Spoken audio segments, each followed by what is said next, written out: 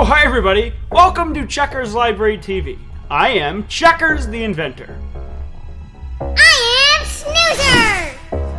And we're just off on a nice trip through the clouds. Thanks so much for joining us, by the way. We're gonna have a great show today. We have a lot of great things we're talking about, and today's featured theme is insects. You guys know insects like grasshoppers, bees, ants, mosquitoes, flies, butterflies, crickets, and a whole bunch more. There are so many different kinds of insects across the world to learn about, but we're only going to talk about a few today, but really important ones, of course. You guys may have heard of ants before. Now, Snoozer, I know you've heard of ants because your teacher, Mrs. Hamilton, one time had an ant farm you guys got to learn about together. Yeah, it was great. I got to see the ants working. They worked so hard. If you look carefully here, it all looks like sand. But hopefully they'll start to dig some tunnels. Have you guys ever had an ant farm before? Oh my gosh, ants are so cool. When you have an ant farm, you get to see nature happening right in front of your eyes, and sometimes in your own house. Ants are great because they're really small, but they work really hard together, and they accomplish pretty amazing things despite their size. So when you have an ant farm, you learn more about ants. You can learn about bees. Bees are a great thing to learn about. We're going to talk about them a little bit later. But there might be other insects you want to learn about. And one of the best ways to learn about insects is to be reading books. So I'm going to bring out my friend, Zot the Robot. Hey, Zot, do you have any good books for us about different kinds of insects? Zot the Robot at your service. Today's selections are The Very Hungry Caterpillar by Eric Carle, Bugs, a kid's book about bugs and insects by Jenny River, The Backyard Bug, a book for kids by Lauren Davidson, Do You Know About Insects by Buffy Silverman, Some Books About Insects, Goodbye. Thanks, Zot. Well, there you go. You can check those books out at the library this week.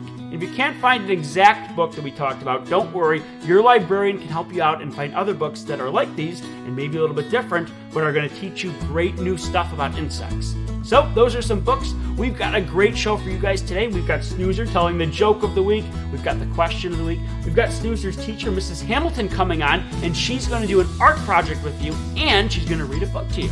We've also got Dr. Dan coming on to give you guys the healthy tip this week, and a whole bunch more. So stay tuned for all the cool things we're doing right here on Checkers Library TV. Did you know? Bees have 5 eyes and 6 legs.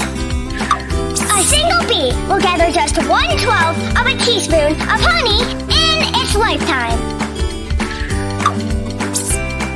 Many bees would have to travel 55,000 miles to produce just 1 pound of honey. To get that 1 pound of honey, those bees need to gather nectar from 2 million flowers. The library has tons of books about bees. Visit the library to learn more.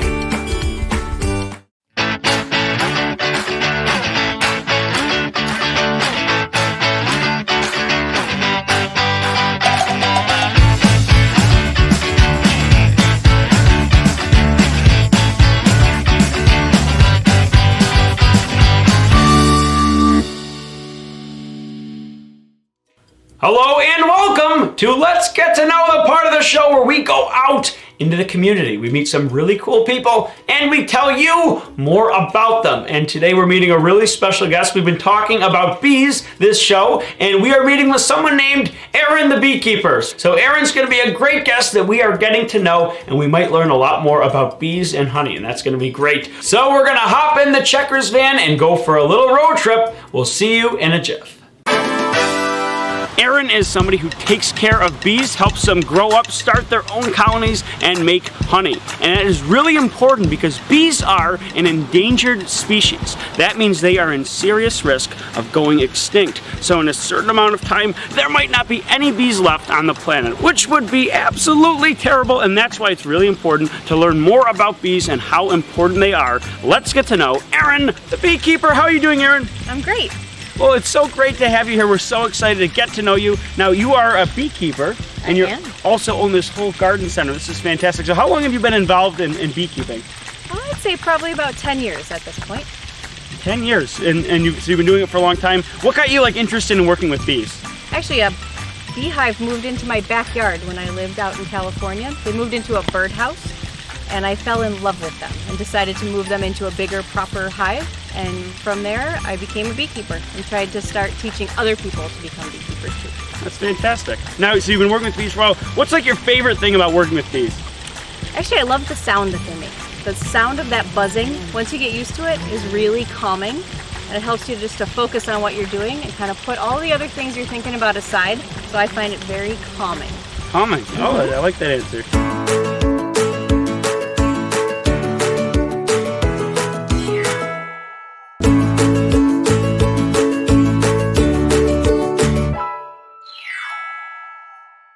So is there something a lot of kids or people don't understand about bees? Something really interesting? I think the biggest thing is that honeybees are not aggressive, and they generally don't sting you. For the most part, if you've been stung by something, it was not a honeybee. It was probably a yellow jacket or some sort of a wasp, which are important too. Do all bees have stingers? No. So there are a lot of types of bees, but even amongst honeybees, only the girls have stingers. The boy bees do not. Oh, so only the girls have stingers. Wow, that's really cool. So that means mainly it's going to be girls that are inside of the honeycomb making honey. That's correct. So doing all of the work inside the hive, all girls. And if you see a bee out on a flower collecting nectar or pollen, that's a girl bee too. You can be sure that's a girl bee. Oh, that's fantastic. All right, well, very interesting. Yeah, I'm sure a lot of people didn't know that.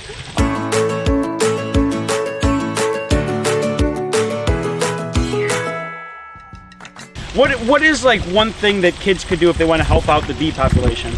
The first thing is to just plant flowers. Plant lots of flowers. Even if you have a tiny little patio, plant a pot of flowers. That's the best thing that you can do because flowers are just bee food, so you're feeding the bees. The second best thing you can do is buy honey from a local beekeeper. If you've never tried real honey from a beekeeper, you should do that because it tastes so much better than what you would buy at the grocery store. So when you do that, you're supporting your local beekeeper, and then she can take better care of her bees. Oh, well, thank you. That's great. So planting flowers now, the bees are using that flower, to make the honey. They are. So bees collect two main things from flowers. First is nectar, which is the liquid part of the flower. That's what turns into honey in the hive. The other thing they collect is pollen. So if you ever watch a bee on a flower, look and see what she's doing.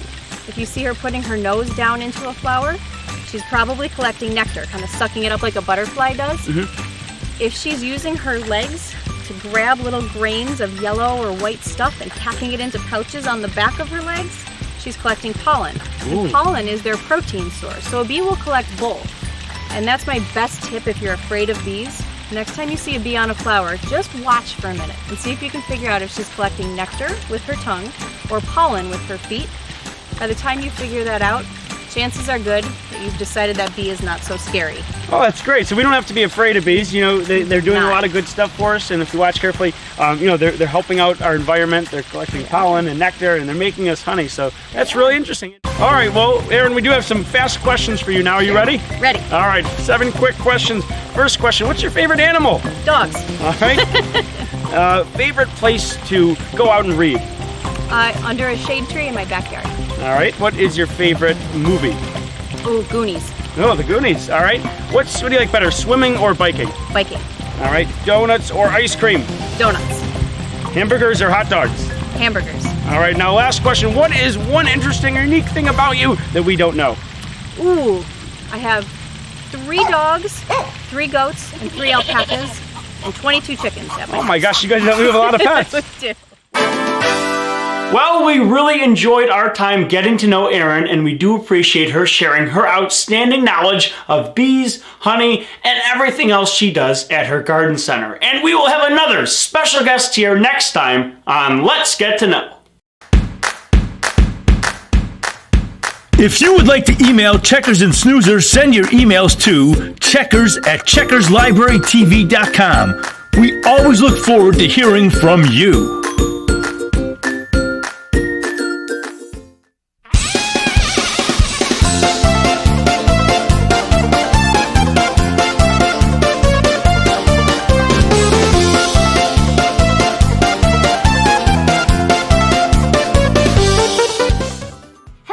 boys and girls, Mrs. Hamilton here. I'm going to be reading you a couple stories from this book.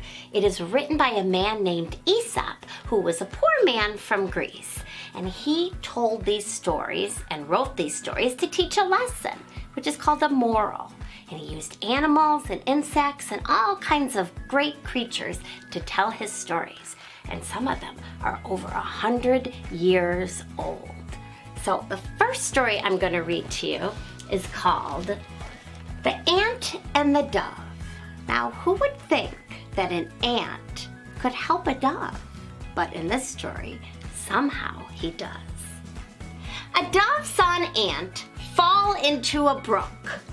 The ant struggled in vain to reach the bank, and in pity, the dove dropped a blade of straw close beside it. Clinging to the straw like a shipwrecked sailor to a broken spar, the ant floated safely to shore. So the ant had fallen in the water, and the dove was seeing him unable to swim. So he threw a little piece of straw into the water, and he saved the ant. Soon after, the ant saw a man getting ready to kill the dove with a stone. But just as he cast the stone, the ant stung him in the heel, so that the pain made him miss his aim, and the startled dove flew to safety in a distant wood.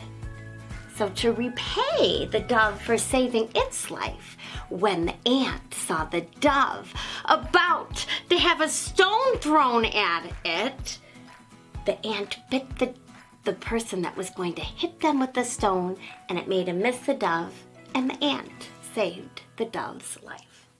So the moral of the story is a kindness is never wasted. So even if you're an itty-bitty thing, you can help people, and often when you help others, that kindness is repaid. All right, the next story is called The Gnat and the Bull. Now, a gnat is a little insect with wings, kind of like a mosquito, and it just gets in the way sometimes. A gnat flew over the meadow with much buzzing for so small a creature, and settled on the tip of one of the horns of a bull. After he had rested a short time, he made ready to fly away. But before he left, he begged the bull's pardon for having used his horn for a resting place. "You must be very glad to have me go now," he said. "It's all the same to me," replied the bull. "I did not even know you were there." So the gnat had flown and was right in the middle of one of the horns of this creature here, the bull. And after he slept there for a while, he wanted to tell the bull that he was sorry that he was on there for so long, but the bull had not even noticed that he was there. So the moral or the lesson of the story is we are often of greater importance in our own eyes than in the eyes of our neighbor. And that just means we live in a big wide world, just like this big bull here. And see how tiny the gnat is? Well, we're just one little tiny speck in the whole world. So sometimes when we have a problem, we have to remember that there's people all over the world that have problems too. So we just have to be a little mindful that our problems aren't everybody else's problems. Well, I had a great time reading to you, and I look forward to reading to you next time. We'll see you then. Did you know? An apple is a fruit and grows on an apple tree. Apples can be red, green, yellow, pink, or a combination of all these colors. An apple can be as small as a golf ball and as large as a grapefruit. There are over 7,500 varieties of apples grown worldwide. The library has tons of books about apples. Visit the library to learn more.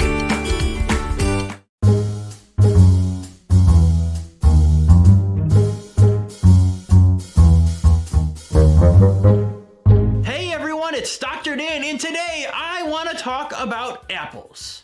Now you might have heard the phrase before, an apple a day keeps the doctor away. Now that phrase is a little bit true because apples are super nutritious and super healthy.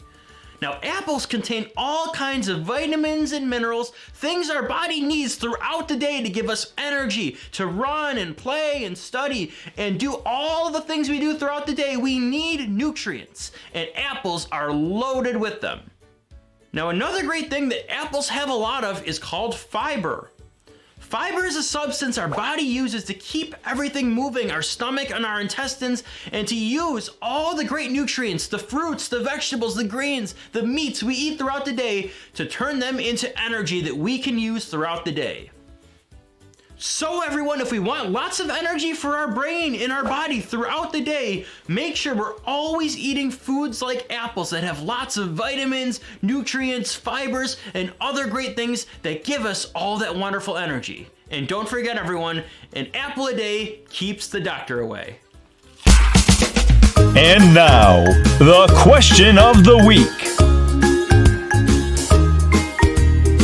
How high can you jump?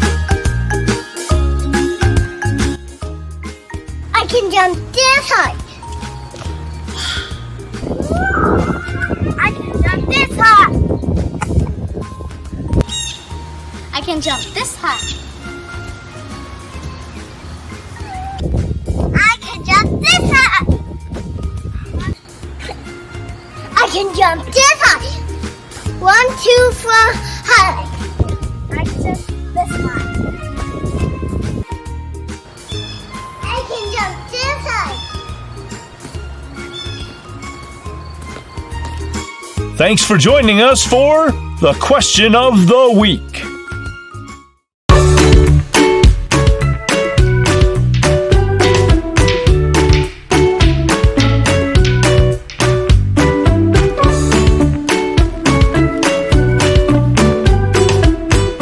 Welcome back to Science Time, the part of the show where we do science. And today is going to be great because we're talking about acids and bases. Now, acids and bases are opposites. Both of them break things down and they cause chemical reactions, but they are different in many ways. They're two opposites, and we're going to talk about how they act differently and what they do when we bring them together. Now, for now, you might learn about acids and bases when you're older, but for now, we're going to talk about them in a very simple way. There are strong acids, and there are strong bases, and then there are weak acids and weak bases. So an example of a strong acid would be hydrochloric acid, and where you find that is in your stomach. It helps break down the food that we eat. Where you would find another strong base would be in drain cleaner. So if you've ever seen drain cleaner, that's an example of a strong base. Now there's also weak acids. So something that would be a weak acid could be found right in your kitchen, and that would be something like vinegar. This here is apple cider vinegar, but vinegar is an example of something that is a weak acid. An example of something that vinegar does is bringing a cucumber down into a pickle. That is also a chemical reaction, that process of the cucumber turning into the pickle. That's something that vinegar does. Vinegar can also be used for things such as cleaning a shower drain, cleaning a microwave, or cleaning a coffee maker. An example of a weak base would be something like baking soda. Now, baking soda can be used for things like cleaning, helping food last longer in the refrigerator. It can be used in the pool to keep the pool clean, or it can be used while you're cooking. If you think about something like pancakes, when you add baking soda to it, that creates the reaction that allows the pancake to rise up and become fluffier. So baking soda is used for cooking. Now, baking powder is a little similar because it has the same weak base as the baking soda, but it has two acids inside of it. And that means all you have to do is add water to create a chemical reaction with baking powder. But today, what we're going to be doing is combining baking soda with our vinegar, which is the weak acid and the weak base together to create a chemical reaction. Alrighty, well, we are going to put in just a quarter of a cup here of this vinegar. And the next thing we're going to do is add in the baking soda. So here is just a very simple tablespoon, and then here is our baking soda. So we're going to make sure we don't make too much of a mess. All right, well, we made a little mess, but here it is. All right, that's actually a little bit extra. Let's see what happens here when we put the baking soda into the vinegar. Whoa, wow, look at that. It just bubbles up to the top. Now this might remind you a little bit of like soda when you see that, fizz and bubble up, and that looks really, really cool. So that there is the chemical reaction of when we take vinegar, which is our weak acid again, and baking soda, the weak base, and we put them together. So what we saw there was the carbon dioxide expanding, and that was what made it look kind of like soda as it rose to the top of our container here. But now what we're gonna do is try to capture that carbon dioxide that was inside of here, and we're gonna see what happens when we do it a little bit different. So we're gonna actually use a few different things for this part of the experiment, which starts with a funnel, and that is this. And what this is going to allow us to do is take baking soda and put it into a balloon. And then we're going to take that baking soda and put it into this cup, which in a second will have our vinegar in it. So let's just add a little bit more vinegar to this balloon. Oh boy, let's get that in there. All right, that looks good. So there's our vinegar. And now what we're going to do is place the balloon underneath the funnel. And there is that. And now I'm going to take the baking soda and start putting it into the balloon. All right, well, that is looking pretty good. So we've got our balloon and we have our vinegar. Now what we're going to do is put them together. So we're making the chemical reaction we made before, but now we're capturing the carbon dioxide. And we can see some of the baking soda has been traveling through the air. So let's get that on here. It's getting a little bit dusty in here. All right, ready? 1, 2, 3. Here we go. We almost lost it. Look at that. It's blowing up. That is just like when we blow up a balloon. We have carbon dioxide leaving our mouth that blows a balloon up, but now we've created our own carbon dioxide that blows up the balloon all by itself. And that, my friends, is a chemical reaction. Well, that is a lot of fun. You can do these things right at home with your family and friends. You just need a simple balloon. Like I said, vinegar is found in most kitchens, so that's going to be really easy to find, and so is baking soda. So get your mom and dad, your grandparents, some friends and family together, and you can do science experiments just like this. And you can even check out books at the library that are going to have experiments like this that you can do right from home. It's a great thing to do. You'll learn a little bit more about science, and you'll have a lot of fun reading as well. Thank you so much for joining us for another great show here, and we will see you next time on Science Time. Did you know? There are more than 12,000 species of ants all over the world. An ant can lift 20 times its own body weight. That would be like you being able to lift a car. Some queen ants can live for many years and have millions of babies. Ants don't have lungs. They can breathe through tiny holes in their bodies. The library has tons of books about ants. Visit the library to learn more.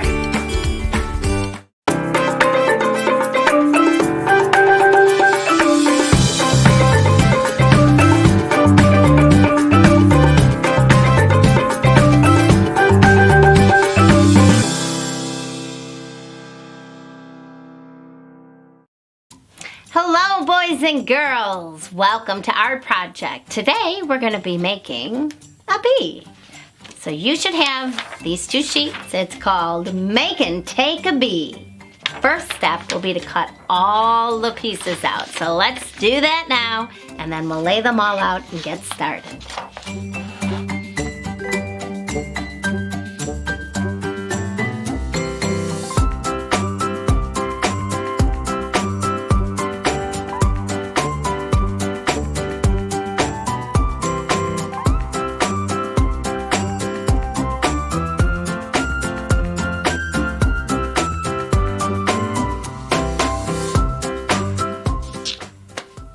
I think we're ready to get started. So why don't we start with the head. The head is gonna go right on the side, right like that. So you're gonna need a little glue. Put a little glue on the side and add a head. I always hold it down and count to 5, then I know it's on there very well. And I think the next step we're gonna do is to add the stripe. So let's start with the back side. I'll put a little glue all around the edge. I always try and get the edges. And that is gonna go right onto the bee's backside. Right where that stinger usually is. 1. And then this is gonna go right about in the middle. So we are gonna rest it against the bottom. There's gonna be a little space there, but that is where the wings are going. So again, try and get all along the outside, not just sticking the glue in the middle. And place it right about there in the middle. Try and match it up, line it up on the bottom. Okay, give it a good count to 5. And now it's time for the wings. Okay, just put a little glue across the stripe and then you can add those wings. Put them together, count to 5. Almost done. We got the little eyes and we have the antenna, which makes your insect complete. A bee is an insect, so it always has antenna. Now what I do is for the eyes, I just stick them in there. 2 antenna, sometimes wings, 3 body parts. We're only seeing 2 here. All right, think I'm ready to roll. A little glue across the top. Place them on there. 1, 2, 3, 4, 5, and to finish it off, let's add a smile. Voila. You made it. Now you can take it anywhere you like. Hang it up or just play along with it. Well, that's it for our project. I'll see you next time. And now it's time for The joke of the week.